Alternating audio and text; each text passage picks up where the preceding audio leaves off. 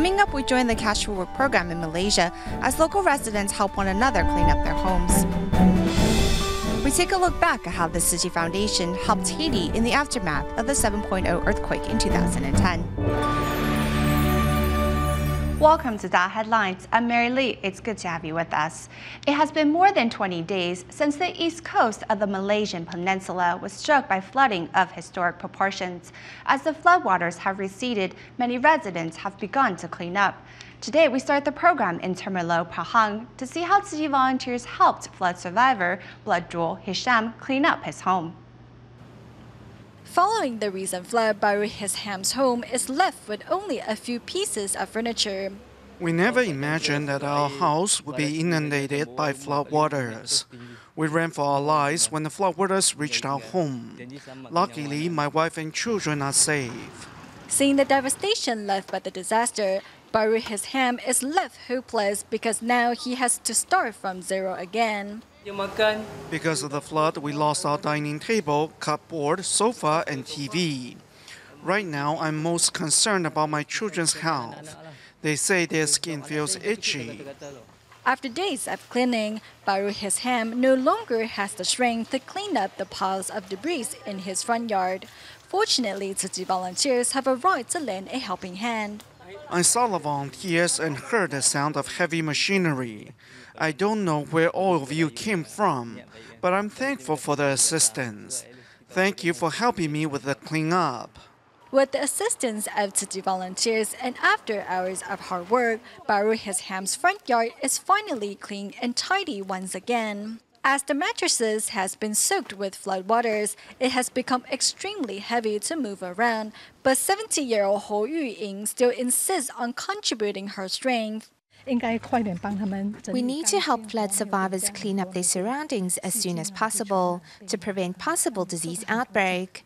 I'm a bit tired but still very happy. It is my responsibility to help the needy. Seeing his home clean and tidy once again, Baru Hisham finally breaks into smiles. Although the road to recovery for this family is still very long, with Tzu Chi volunteers' love and support, Baru Hisham has regained the strength to move on. Next, we stay in Southeast Asia and take a look at a series of distributions in various countries. Many impoverished families across Malaysia simply do not have the means to provide basic school supplies for their children. Tzu Chi volunteers, therefore, recently helped 25 students from 8 impoverished families in Jatra Kedah with stationery, shoes, school bags, and uniform. Meanwhile, in Indonesia, Tzu Chi volunteers, whose relationship with residents in Pasar Baru goes back to 2012, recently delivered 560 bags of rice from Taiwan to help needy families. First and foremost, we go to Dreamland in the Philippines, where Tzu Chi volunteers carried out an aid distribution to tend to the needs of 314 households. Regardless of the rain, Dreamland residents show up with hearts filled with anticipation.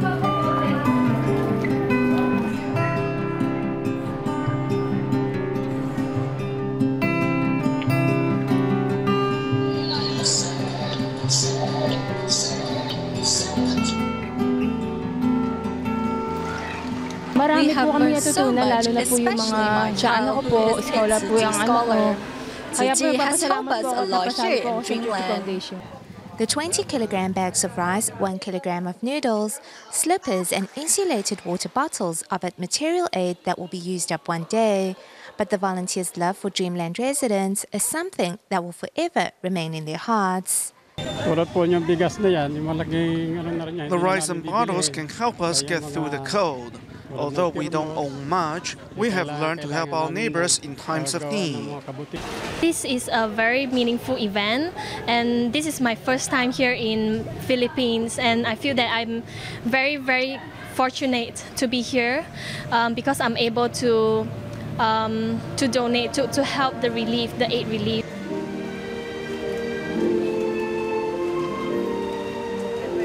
While those on the receiving end feel loved and respected, those who give feel spiritually enriched. Today, volunteers are here in Pasar Baru to catch up with old friends.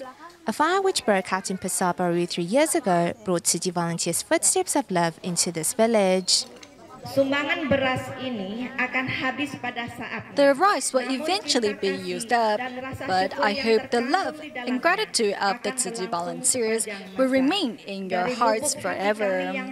And may these blessings and selfless love accompany you through each and every day. Bags of rice from Taiwan were handed to 560 impoverished families. The Indonesian army was also on site to maintain order and assist volunteers with the heavy lifting. The bag of rice was not only a saving grace for the 71-year-old Mamat, but also an opportunity to give back the love he received. Although I'm old, I'm still very happy to be of assistance. The volunteers' simple act of kindness has created a ripple effect that is transpiring throughout the village of Pesabaru. With tape measures in hand, volunteers carefully take down the measurements of each child, as they will be receiving new uniforms at the start of the new school year. My heart really goes out to them as they come from really impoverished families. It would be such a pity if they were not given an opportunity to go to school. Prior to the distribution, volunteers first visited the homes of these Indian families to get a better grasp of the children's needs.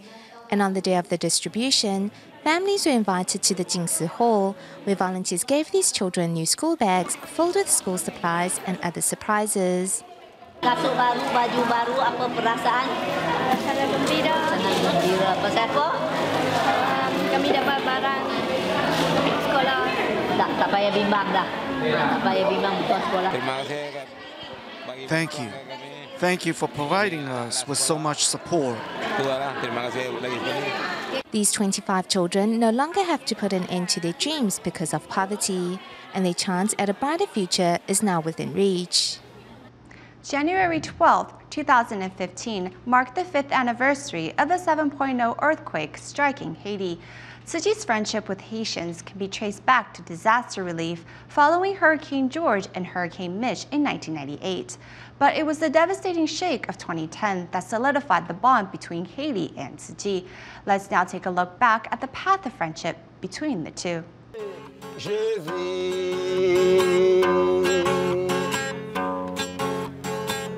Haïtien Pape Jean-Billier, 12 janvier 2010. Gen parent fait 35 secondes, yo oublié si yo gen piti. Maman tap cherché petit yo, papa tap cherché petit yo, petit tap cherché parent yo, yo pa oué yo. Pays a été tout de noir, tout le monde est bien à poussière. Jour ça nous pas qu'un droit At 4:53 p.m. on January 12, 2010, a 7.0 earthquake hit Haiti. Buildings and lives in Port-au-Prince were destroyed. This document leads us into Haiti. On January 18th, a disaster assessment team of Tzu Chi volunteers from the U.S. headquarters arrived in the Dominican Republic, and the next day they set foot in Port-au-Prince. On January 29th, an orphanage in Pernier became Tzu Chi's first distribution point in Haiti. This isn't the first time we have received help from Tzu Chi. Tzu Chi has provided us with help before. On February 17th, the first plastic tarp distribution took place at the St. Alexander Church. Since then, Tzu Chi U.S. headquarters, along with Tzu Chi volunteers from Canada, started its immediate disaster relief work, which lasted 3 months. Within these 3 months, Tzu Chi held 84 relief distributions, handing out 6,000 tents and 40,000 plastic tarps in total. This was the first time I've seen it. I saw it on video, so I thought it was you guys put a lot of thought into the distribution that you do. And I think the audience picks up on that too, they really feel the compassion that you bring. I'm very happy to receive these gifts. Thank you. Thank Jesus. Thank God. In these 3 months, Tzu Chi helped nearly 50,000 families and 196,000 people in total. Also, the foundation held 8 free clinics, which served more than 15,000 patients. Food and then cleaning the zone. The Food for Work project recruited 2,400 people to clean up their community. Besides cooking meals for other residents, we have received food for ourselves as payment, so we can provide a hot meal for our own families. Thank you.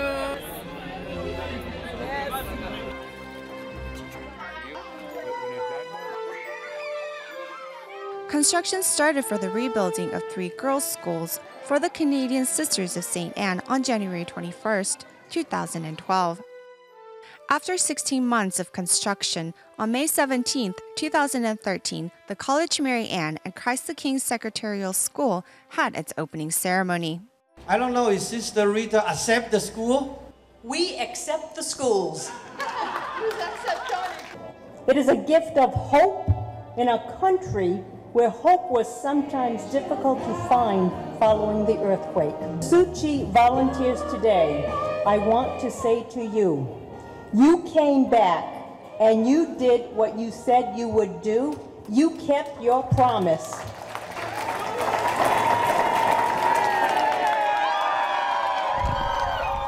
And the Kindergarten de Rocher that Tzu Chi helped rebuild for the Haitian Girl Scouts will be finished and open to students early 2015. Tzu Chi volunteers began their disaster relief in Haiti in 1998 after Hurricane George and Hurricane Mitch devastated the Caribbean. Now, following the 2010 earthquake, Tzu Chi's work continues. For 15 years now, love has never left the country, and Tzu Chi's disaster relief in Haiti has been more than just a compassionate deed, but a commitment to the Haitians.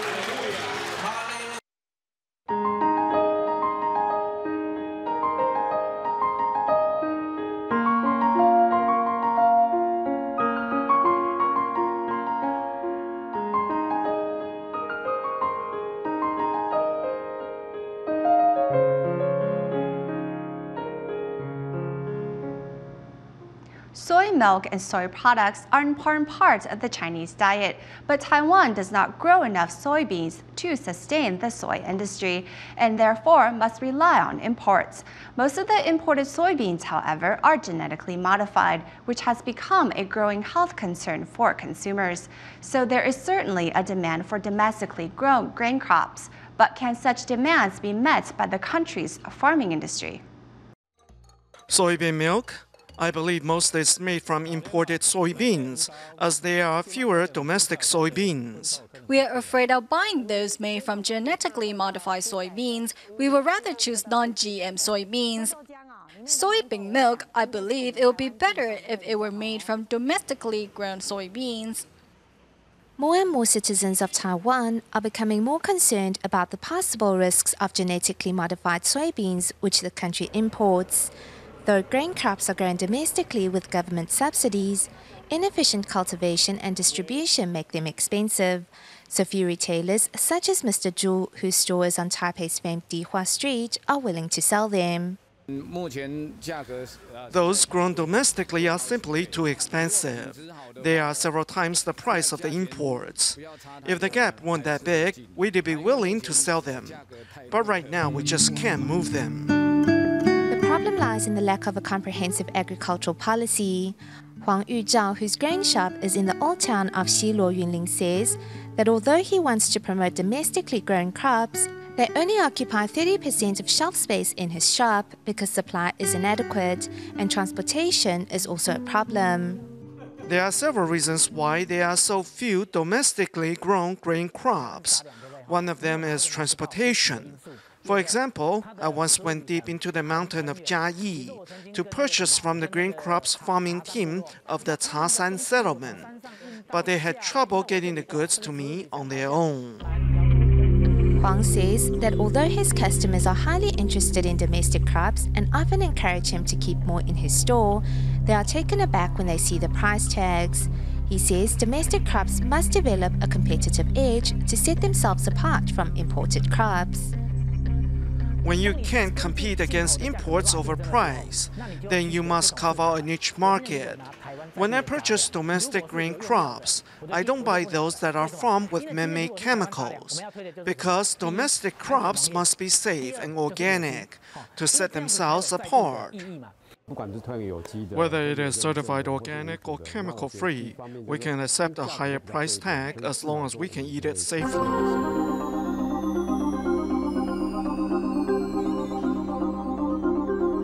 For nearly a decade, the Hope Farmers Market has been promoting organic crops in Taichung. Mr. Zhang, a store owner who sells imported organic grain, says he welcomes agricultural reforms in Taiwan. But at the same time, consumers must be made aware that domestic crops can't compete with the mass-produced imports in price. Consumers must be willing to purchase the crops of local farmers to sustain the industry. Though the price may be higher, the quality can be made better. In a nutshell, you have to support local businesses. By interacting with farmers, consumers can learn more about how the food they eat travels from the farms to their dinner tables, and appreciate why so much effort and energy have to be invested just for a meal. Consumers are willing to rally behind local farmers, and farmers are willing to overhaul their farming methods by adopting organic farming and implementing traceability systems, then perhaps domestic crops will appear more attractive than imports. To begin the new year with a fresh start, here in Taiwan, Tzu Chi volunteers in Banqiao, New Taipei City, came together to do a thorough spring cleaning of the Tzu Chi grounds. Thanks to the teamwork and collaboration of 500 volunteers, the entire premise was cleaned in just one day. 500 volunteers are gathered at the Tzu Chi Banqiao grounds with a mission, and they are not giving up without a fight.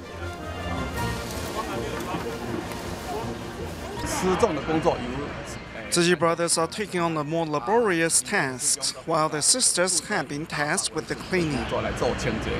From the ceiling to the air conditioning to the ceiling fan, volunteers work together to ensure no corner goes unnoticed.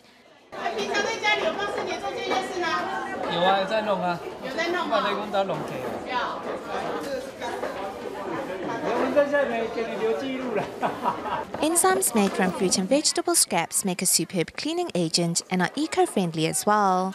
Volunteers give the exhaust hoods in the kitchen a thorough scrub, while also ensuring the freezer is cleaned and spotless. Inside the Sutra Lecture Hall, volunteers bend over or kneel down to scrub between every lotus chair. You have to remove the film first so the water can seep in. It's easier to peel off this way. Now that the Tzu Chi Banqiao grounds have been given a top-to-bottom cleaning, volunteers are now ready to ring in the new year with a fresh and clean start. Remaining in Taiwan, we meet a 2-year-old girl to see how her determination to wake up early every day to watch Master Zheng Yan's Wisdom at Dawn broadcast inspired many adults to follow suit. Meanwhile, we meet Tzu Chi volunteer Lin Su-qin, who is devoted to safeguarding the planet. Every day, I will come here and give the Jingsi Hall a thorough cleaning.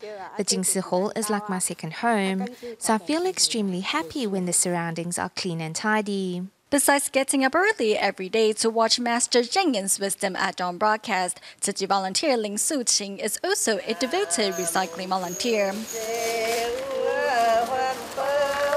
She goes out to collect recyclables around 10:30 a.m. every day. Sister Lin always puts a bag in front of her bike and one behind. She usually works her way through lunch until 2 to 3 p.m. One time, she was locked inside the recycling station and couldn't get out. I feel sad when I see so many plastic bags being thrown away as garbage, so I always make sure to pick them up. Every Wednesday and Saturday, Tzu Chi brothers will help us pick up recyclables. To lessen the burden on the planet, Lin Su-qin goes out to collect recyclables all year around. Lin's devotion to recycling is also praised by many. I've never seen someone like her anywhere in the northern part of Taiwan. Whenever I come across a plastic bag, I always pick it up and give it to Sister Lin. We need to seize every chance to give. Master Zheng Yan told us that it is a blessing to have the ability to give. I have been keeping these words close to my heart. Despite the early hour, 2-year-old Qing Ziyun is fully awake and listens closely to the master's wisdom at dawn broadcast. Sometimes when I see that the weather isn't that nice, I want to stay at home and sleep in. Whenever I ask Ziyun if she wants to watch the Wisdom at Dawn broadcast though, she always says yes.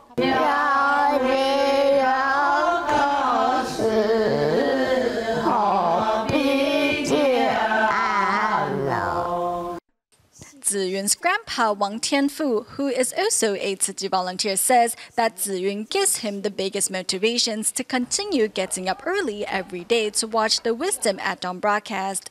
When we encounter setback, Ziyun always gives us the motivation to continue. At the Tzu Chi year-end blessing ceremony held in Taoyuan, Qing Ziyu's grandmother shares Ziyun's story with participants in the hopes of inspiring more to follow suit.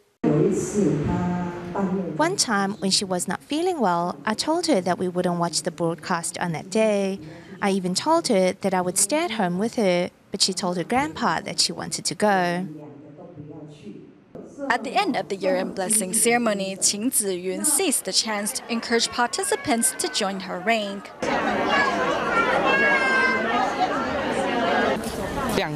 She is only 2 years old. I think it is hard for most people to get up at 4 a.m. every day.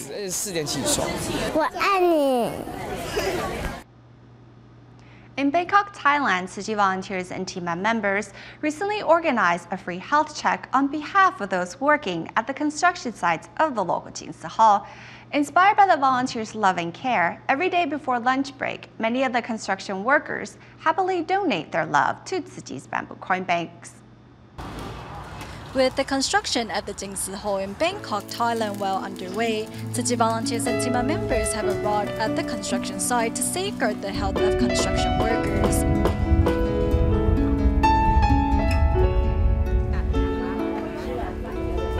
The Tzu Chi volunteers hope their gesture can warm the hearts of these construction workers. Although the volunteers didn't perform any rituals, they hope the blessings from everyone here can make this a safe and prosperous place. Among the construction workers is Zhang Di, who is 8 months pregnant. Worried about her health, volunteers and team of doctors gently remind her to take good care of herself. You're very healthy, but you need to be careful. When your stomach hurts, you need to tell your co-workers right away. Tzu Chi volunteers treat everyone at the construction sites like their own family. The volunteers are like our parents or siblings. Before lunch, construction workers drop any spare change they have into Tzu Chi's bamboo coin banks. They say it is a good way for them to create affinity with their fellow citizens. I'm very happy to have the chance to work here. I only donated a little, but I felt the joy of giving. At the end of the day, Tzu Chi volunteers thoughtfully hand out blankets and daily necessities in the hopes that these construction workers can continue to take good care of their bodies and minds. In the United States, the Tzu Chi Extended Learning Photography course in Northern California recently concluded for the semester.